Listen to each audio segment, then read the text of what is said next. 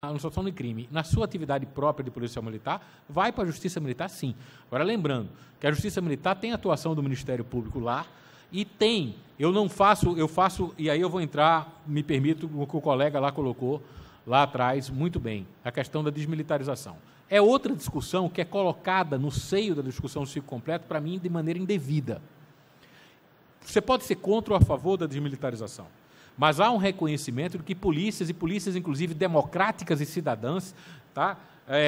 Eu me lembro, citei até ontem, na audiência pública de Goiânia, que veio um gendarmerie fazer a nossa palestra, é o seguinte: olha, a polícia mais benquista da França, a polícia da cidadania, esse é o nome que era colocado lá, é a polícia militar, é a gendarmerie. A polícia militar do Chile é extremamente bem vista pela população, apesar de resquícios de regulamentação que remontam à ditadura chilena.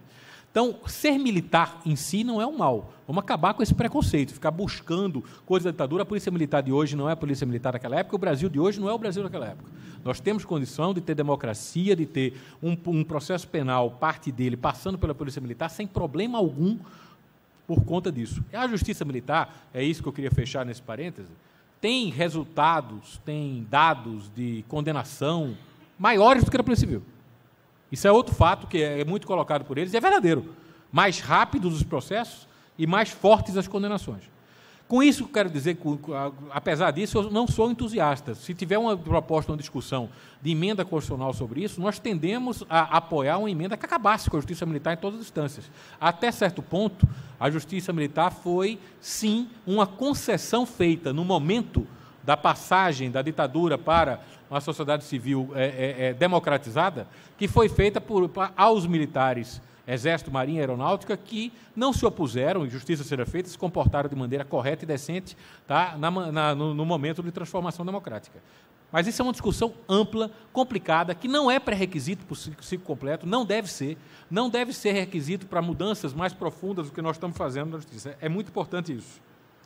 É isso. Queria passar agora para o Elísio, que eu já falei demais, só lembrando de que, então, eu acho que o que deveria sair daqui como ideia-força, o TCO não envolve nenhum processo de investigação.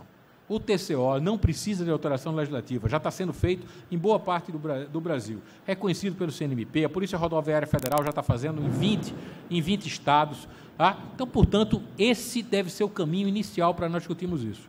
No Congresso, a PEC 431, que é a mais simples de todas, para alterar a arquitetura constitucional e permitir que a gente avance em modelos. Esses modelos, aí sim, não acho que exista ainda consenso sobre ele, precisarão ser alterações legislativas. Vejo como caminho inicial os flagrantes e aquela discussão que a gente fez sobre a questão geográfica das cidades de interior, onde não tem polícia civil. Se não tem uma polícia, a outra está lá. É mais fácil, mais barato e mais eficiente que essa polícia, pelo menos nos crimes mais leves, seja preparada para tocar de uma vez o ciclo completo, do que buscar 300 km de distância, 500 km de distância, a polícia investigativa especializada.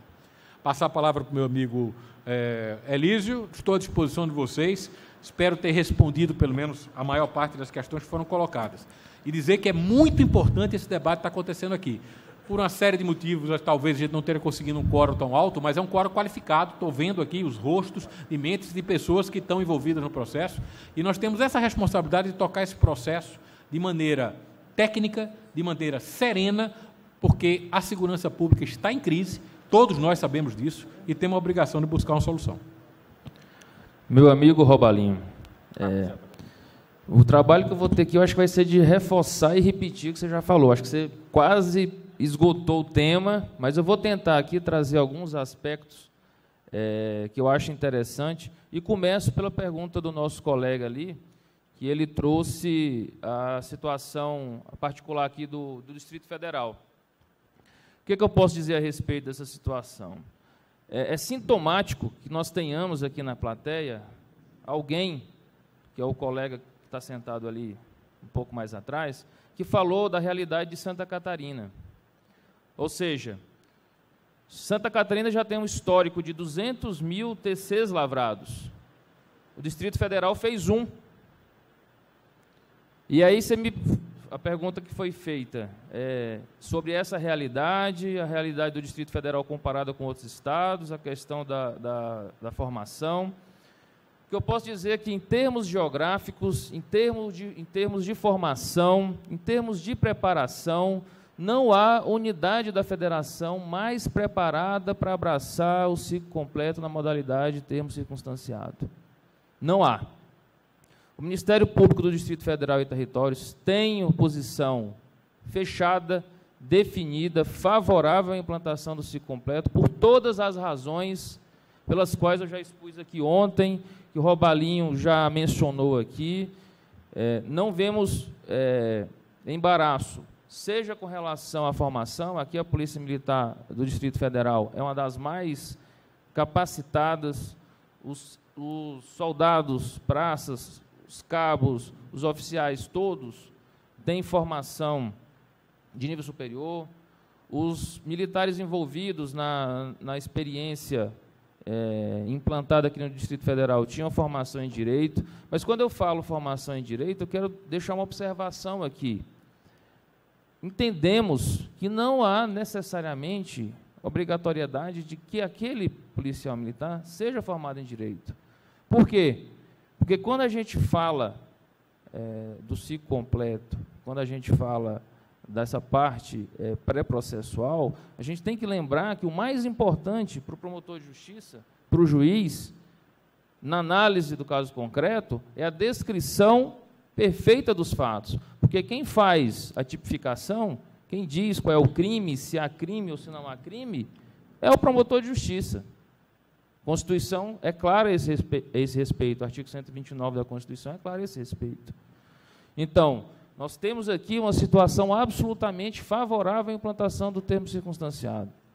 Estamos aguardando que esse processo prossiga e que tenhamos, em breve, a implantação do ciclo do termo circunstanciado, da lavratura do termo circunstanciado pela Polícia Militar aqui no Distrito Federal, e vemos como, e aí eu repito, já pegando aqui o gancho da pergunta feita sobre a referência que foi feita às audiências públicas, às 13 audiências públicas. Tive a honra de participar de uma delas aqui, que foi feita na Câmara dos Deputados, e vou repetir o que lá disse.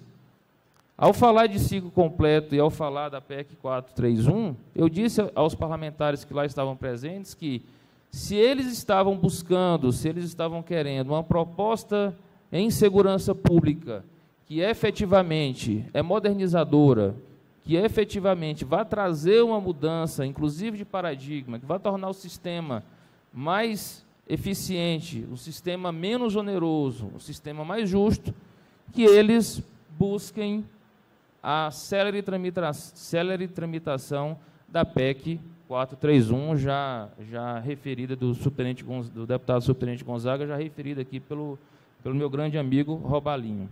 Então, quando a gente fala de ciclo completo, nós vislumbramos uma possibilidade real de que tenhamos um aperfeiçoamento desse sistema.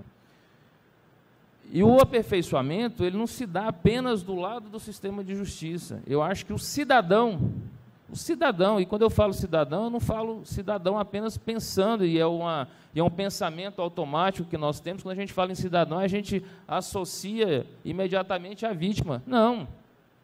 O cidadão também é o autor do fato.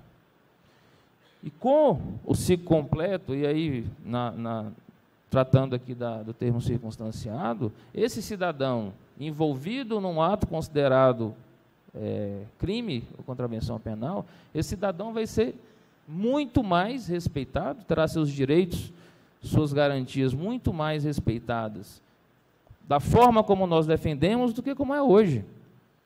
Porque o sistema, ele não prevê como regra, e assim, a prisão, a privação de liberdade.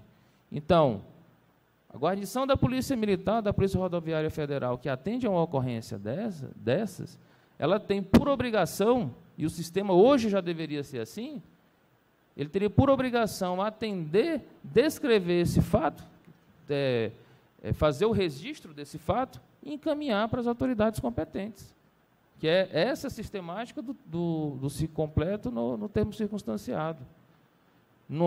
Ele não permite, dentro da sua celeridade, da sua informalidade, da previsão da assinatura de um termo de compromisso de comparecimento, que essas pessoas fiquem sob custódia do Estado.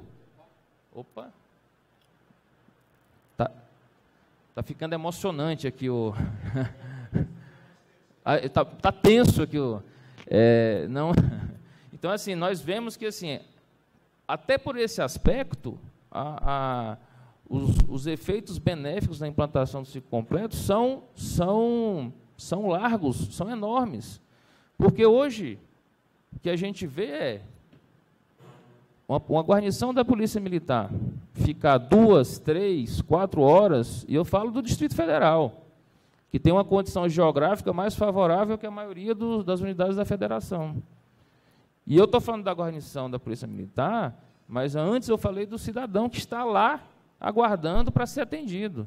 E aí, retornando ao que o Robalinho falou, qual é a substância desse ato que está sendo